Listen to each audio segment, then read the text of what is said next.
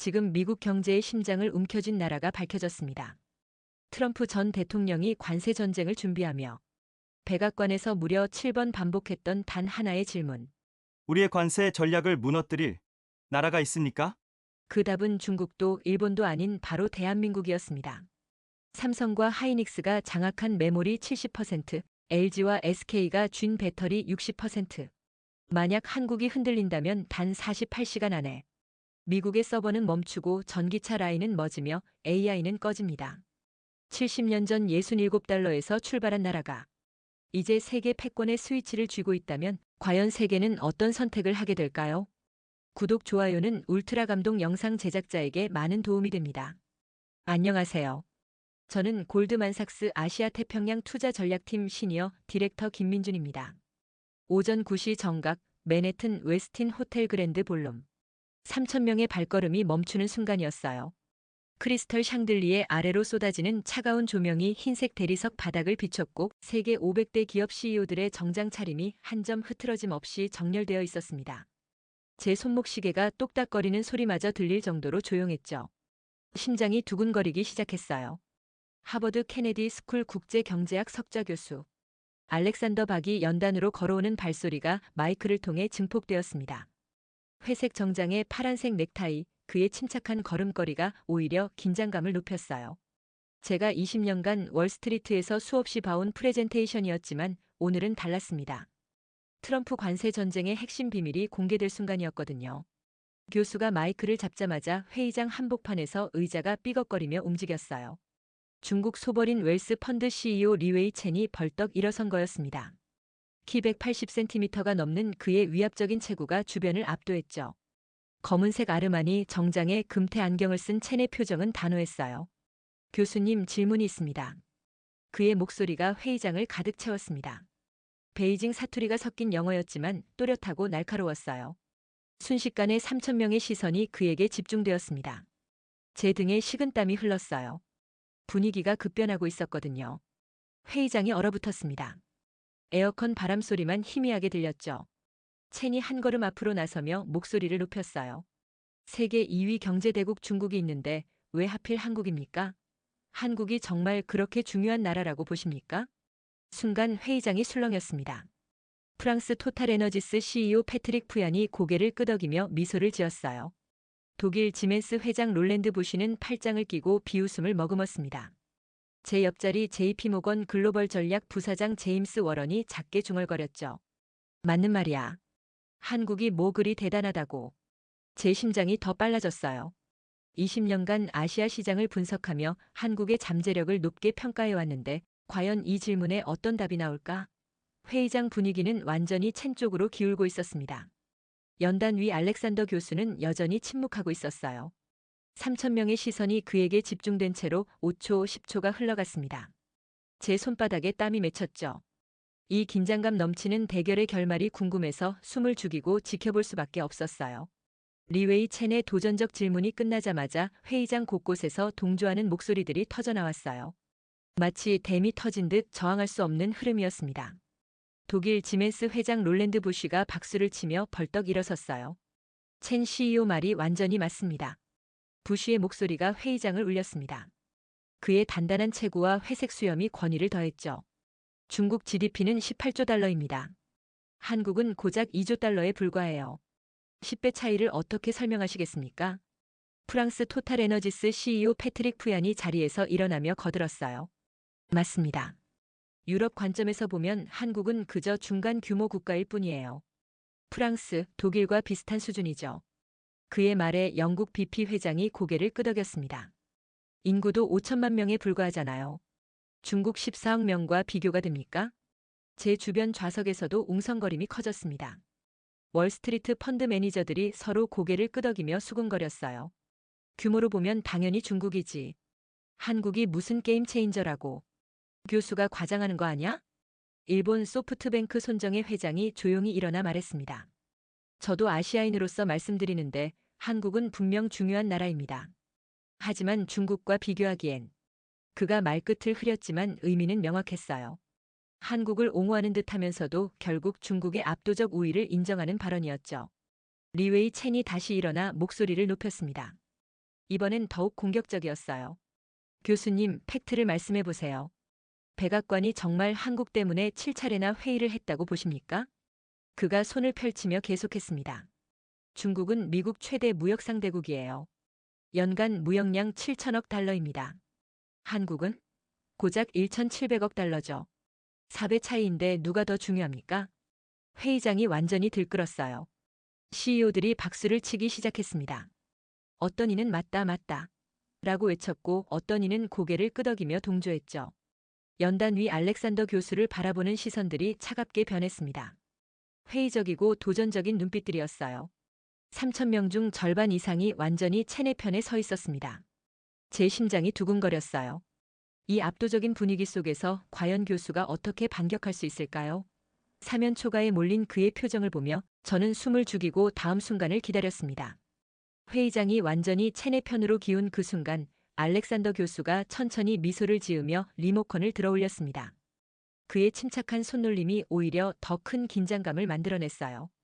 대형 스크린의 첫 번째 차트가 떠올랐습니다. 메모리 반도체 글로벌 시장 점유율입니다. 파란색 원형 차트가 나타났어요. 삼성전자 43%, SK 하이닉스 27%라는 숫자가 선명하게 보였습니다. 교수의 목소리가 마이크를 통해 또렷하게 울려 퍼졌어요. 삼성전자 43%, SK 하이닉스 27%, 합계 70%입니다.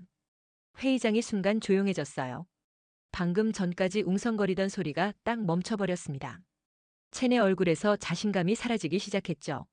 교수가 계속 말했습니다. 여러분이 지금 보고 있는 스마트폰, 그 안에 메모리 칩 10개 중 7개가 한국산입니다. 아이폰도 갤럭시도 화웨이도 마찬가지예요.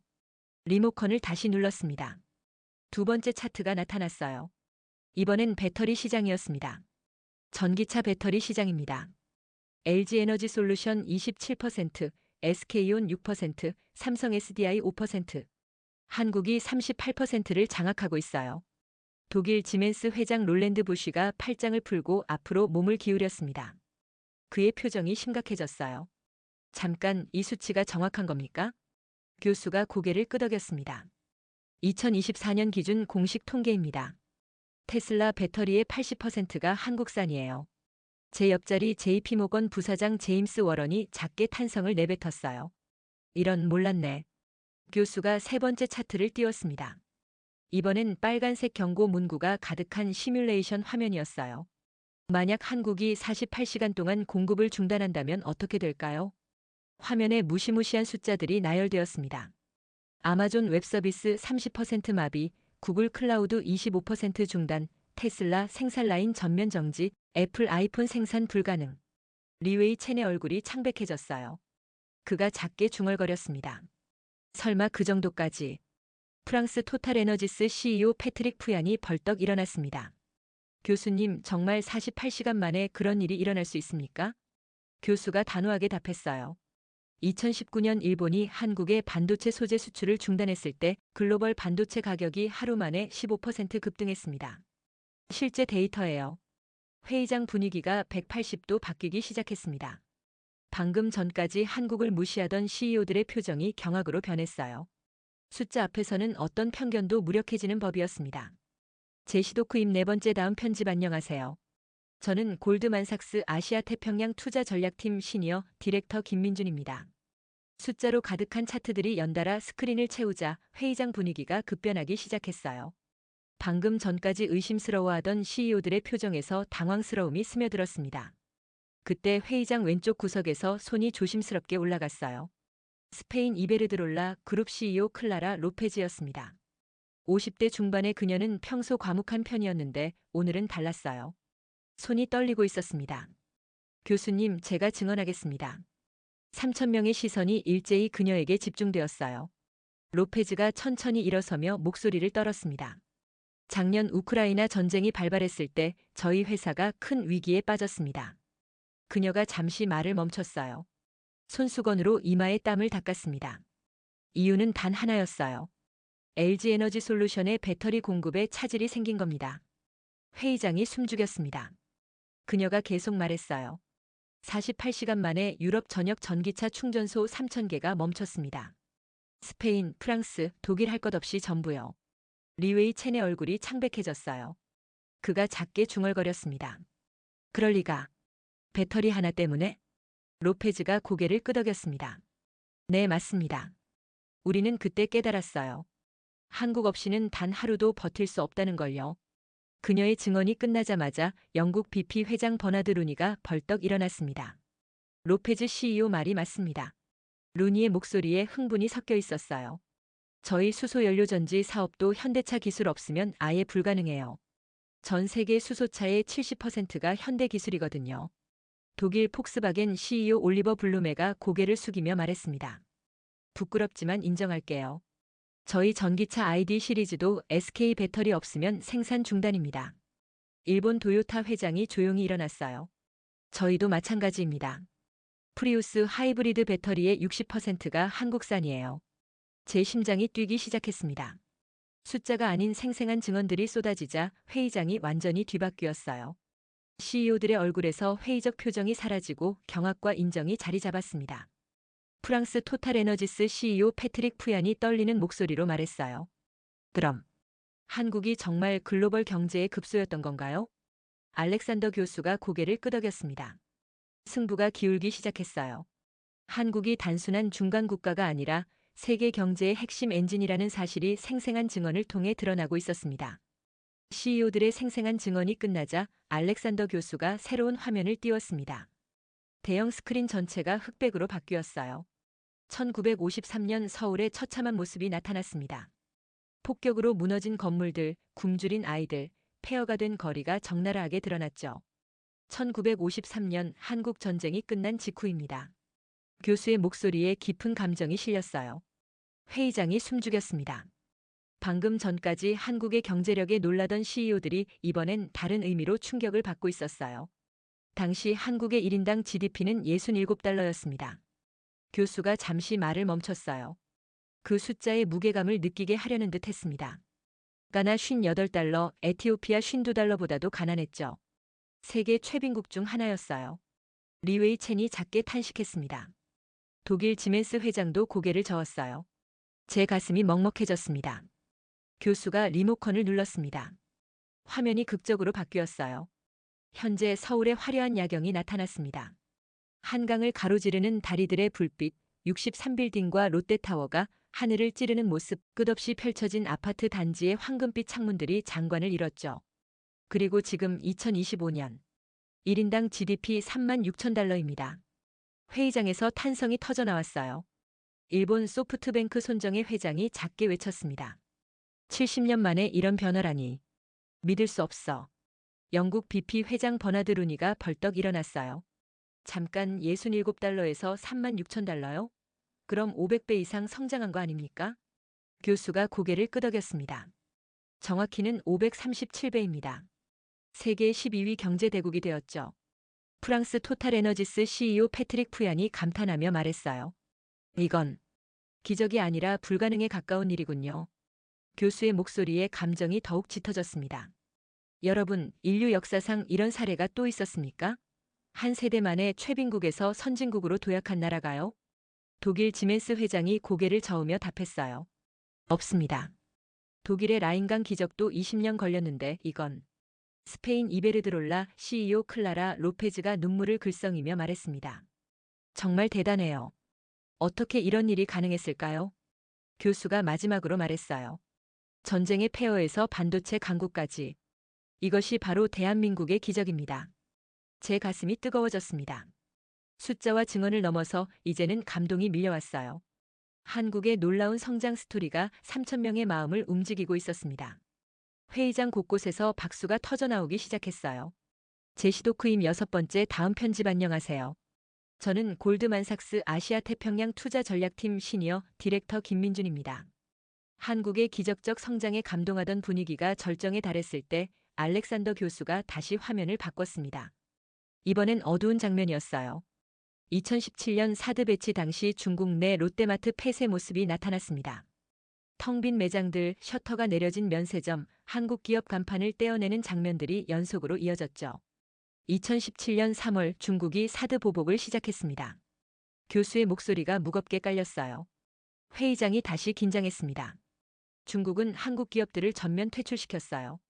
롯데마트 99개 매장 폐쇄, 한류 콘텐츠 금지, 관광객 송출 중단. 경제적 보복의 총공세였죠. 리웨이 첸의 얼굴이 굳어졌어요. 자신의 나라가 가한 압박을 다시 보게 된 거였습니다. 당시 한국 경제가 무너질 거라고 모두가 예측했습니다. 화면이 바뀌었어요. 주가 폭락 차트와 암울한 경제 전망 뉴스들이 나타났습니다. 하지만 결과는 새로운 차트가 떠올랐어요. 한국의 GDP 성장률이 꾸준히 상승하는 그래프였습니다. 한국은 무너지지 않았습니다. 오히려 내수 시장을 키우고 신남방 정책으로 동남아시아를 공략했어요. 독일 폭스바겐 CEO가 놀라며 말했습니다. 정말요? 그 큰 압박을 버텼다고요? 교수가 다음 화면을 띄웠습니다. 이번엔 2019년 일본의 반도체 소재 수출 규제 뉴스였어요. 2019년 7월, 이번엔 일본이 칼을 뽑았습니다. 화면에 플루오린 폴리이미드, 포토레지스트, 고순도 불화수소라는 어려운 화학물질 이름들이 나타났어요. 반도체 핵심 소재 세계 품목 수출을 중단했습니다. 삼성과 하이닉스가 3개월이면 생산 중단될 상황이었죠. 일본 소프트뱅크 손정혜 회장이 고개를 숙였습니다. 자국의 과거 행동이 부끄러운 듯 했어요. 그런데 결과는? 교수가 미소를 지으며 새로운 그래프를 보여줬습니다. 한국이 1년 만에 자체 기술로 소재를 개발해냈어요. 오히려 일본 의존도를 완전히 끊어버렸습니다. 영국 BP 회장이 탄성을 내뱉었어요. 1년 만에요. 그게 가능한 일입니까? 가능했습니다. 위기가 오자 정부와 기업이 총력전을 벌였거든요. 마지막 화면이 떠올랐습니다. 코로나19 팬데믹 시기 한국의 드라이브스루 검사 장면이었어요. 2020년 팬데믹. 전 세계가 멈췄지만 한국은 달랐습니다. K방역, K문화, K뷰티 관련 영상들이 연속으로 나타났어요. 오히려 K방역으로 세계를 놀라게 했죠. 압력이 올수록 더 강해지는 DNA였습니다. 프랑스 토탈에너지스 CEO 패트릭 푸얀이 감탄하며 말했어요. 정말 놀라워요. 위기마다 더 강해지는 나라라니. 제 심장이 두근거렸습니다. 한국이 중국과 일본의 압박, 그리고 글로벌 팬데믹까지 모두 극복해낸 저력이 생생하게 드러나고 있었어요. 위기를 기회로 바꾸는 놀라운 회복력, 그것이 바로 대한민국이었습니다. 제시도크임 7번째 다음 편집 안녕하세요. 저는 골드만삭스 아시아 태평양 투자 전략팀 시니어 디렉터 김민준입니다. 한국의 놀라운 회복력에 감탄하던 순간 알렉산더 교수가 표정을 차갑게 굳히며 마지막 화면을 띄웠습니다. 이번엔 미국 국무부 공식 문서였어요. 빨간색 CLASSIFID 도장이 선명한 기밀 문서가 대형 스크린을 가득 채웠습니다. 이 문서를 보세요. 교수의 목소리가 갑자기 무겁게 깔렸어요. 회의장이 완전히 조용해졌습니다. 문서 중앙에 붉은 밑줄이 그어진 한 문장이 확대되었죠. 한국은 관세 정책의 예외이자 동시에 가장 큰 변수다. 제 심장이 멈출 것 같았어요. 미국의 최고 기밀 문서를 지금 보고 있는 거였습니다. 교수가 천천히 말했습니다. 이 문서는 트럼프 행정부 국가안보회의 기밀 보고서입니다. 백악관이 7차례 회의를 연 이유가 바로 여기 있어요. 리웨이 첸의 얼굴이 창백해졌어요. 그가 떨리는 목소리로 물었습니다. 이게 진짜 문서입니까? CIA와 국무부가 공동 작성한 보고서예요. 2024년 11월 작성됐습니다. 독일 지멘스 회장 롤랜드 부시가 말문이 막힌 표정으로 물었어요. 그럼 미국이 정말 한국 때문에 고민하고 있다는 뜻입니까? 교수가 고개를 끄덕이며 설명했습니다. 미국이 중국에 관세를 부과하면 어떻게 될까요? 중국은 한국산 반도체와 배터리를 수입해서 우회 수출합니다. 관세를 피해가는 거죠. 새로운 다이어그램이 나타났어요. 복잡한 화살표들이 미국 마이너스 중국 마이너스 한국을 연결하고 있었습니다. 그럼 미국이 한국까지 제재하면 되잖아요. 프랑스 토탈에너지스 CEO 패트릭 푸얀이 물었어요. 교수가 쓴웃음을 지었습니다. 그러면 글로벌 공급망이 완전히 마비됩니다. 아이폰도 테슬라도 아마존 서버도 멈춰버려요. 미국 자신이 더 큰 피해를 보는 거죠. 영국 BP 회장이 탄성을 내뱉었어요. 그럼 완전한 딜레마네요. 맞습니다. 트럼프조차 답을 내리지 못한 진퇴양난이에요. 교수의 목소리가 더욱 또렷해졌습니다. 한국을 건드리면 자신들도 피해를 보고 그대로 두면 중국이 이득을 봅니다. 이것이 바로 백악관 7차 회의의 핵심이었어요. 일본 소프트뱅크 손정혜 회장이 작게 중얼거렸습니다. 그럼 한국이 정말 세계 경제의 열쇠를 쥔 거군요. 스페인 이베르드롤라 CEO 클라라 로페즈가 놀라며 말했어요. 미국도 어쩌지 못하는 나라라니. 믿을 수 없어요. 제가 20년간 월스트리트에서 분석해온 아시아 시장의 복잡함이 이 한 문서로 모든 게 정리되었어요. 한국 때문에 세계 패권국 미국의 경제 공식 자체가 흔들리고 있었던 겁니다. 회의장의 모든 CEO들이 충격에 빠져 있었어요. 제시도크임 8번째 다음 편집 안녕하세요. 저는 골드만삭스 아시아 태평양 투자 전략팀 시니어 디렉터 김민준입니다.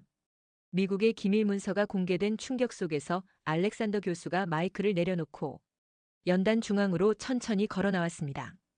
그의 발걸음이 회의장 바닥에 울려 퍼지는 소리만이 3,000명의 정적을 깨뜨렸어요. 크리스털 샹들리에 아래 그의 실루엣이 더욱 위험있게 보였습니다. 여러분, 20년간 하버드에서 단련된 카리스마가 폭발하는 순간이었습니다. 마지막 질문을 드리겠습니다. 3,000명이 숨죽이며 그를 바라봤어요. 제 심장도 빨라졌습니다. 지금까지의 모든 것이 이 순간을 위한 빌드업이었다는 걸 느꼈거든요. 만약 교수가 한 걸음 더 앞으로 나섰습니다. 만약 한국이 중국과 완전히 손을 잡는다면 어떻게 될까요? 회의장이 얼어붙었어요. 리웨이 첸의 얼굴이 하얗게 질렸습니다. 그가 떨리는 목소리로 말했어요. 그런 가정이 아닙니다. 교수의 목소리가 차갑게 내려앉았어요. 2023년 시진핑 주석이 윤석열 대통령에게 직접 제안했어요. 한중 경제동맹 체결을 말입니다. 독일 지멘스 회장이 벌떡 일어났어요. 정말입니까? 그런 제안이 있었다고요? 반도체 70%, 배터리 35%, 그리고 중국의 압도적 제조업 파워가 결합됩니다. 교수가 손을 펼치며 설명했어요. 전 세계 스마트폰의 85%가 한중 연합 제품이 될 거예요.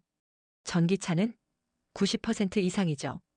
프랑스 토탈에너지스 CEO 패트릭 푸얀이 경악하며 외쳤습니다. 그럼 미국은 어떻게 됩니까? 미국의 기술 패권은 하루아침에 무너집니다. 교수의 선언이 회의장을 강타했어요. 영국 BP 회장이 작게 탄식했습니다.